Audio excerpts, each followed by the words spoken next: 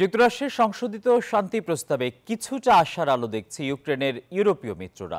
আগের ২৮ দফার বদলে ১৯ দফার নতুন কাঠামোর অনেক কিছুই সঠিক বলে মনে করছেন ভলোদিমির জেলেনস্কি।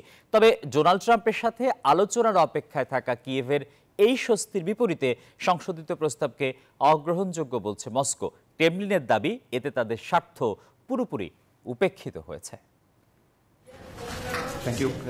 ইউক্রেন যুদ্ধের অবসানে যুক্তরাষ্ট্রের সংশোধিত শান্তি প্রস্তাবকে ইতিবাচকভাবে দেখলেও সতর্ক অবস্থানে রয়েছে ইউরোপ। জার্মানি, ফিনল্যান্ড ও যুক্তরাজ্যের মতো মিত্ররা মনে করছে জেনেভার বৈঠকে বেশ অগ্রগতি হয়েছে, তবে শান্তি প্রতিষ্ঠায় এখনো অনেক কাজ বাকি বলে মত তাদের।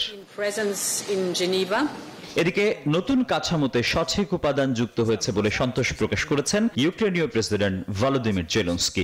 স্পর্শকাতর বিষয়গুলো নিয়ে ডোনাল্ড ট্রাম্পের সাথে সরাসরি কথা বলতে চান তিনি, যদিও হোয়াইট হাউস জানিয়েছে চলতি সপ্তাহে দুই নেতার বৈঠকের কোনো পরিকল্পনা নেই।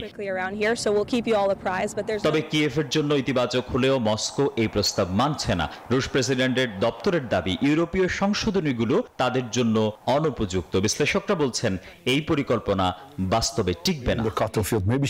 সংবিধান লঙ্ঘন করে রাশিয়ার পক্ষে কোনো ভূখণ্ড ছেড়ে দেওয়া সম্ভব নয়। প্রস্তাবিত পরিকল্পনার শর্তগুলো মস্কোর মূল স্বার্থের সাথে সাংঘর্ষিক, তাই এটি তাদের কাছে গ্রহণযোগ্য হবে না। পরিস্থিতি বলছে শান্তি আলোচনায় বড় অগ্রগতি দাবি করা হলেও সংঘাত থামার পথ এখনো বেশ কঠিন। Desk report, news 24।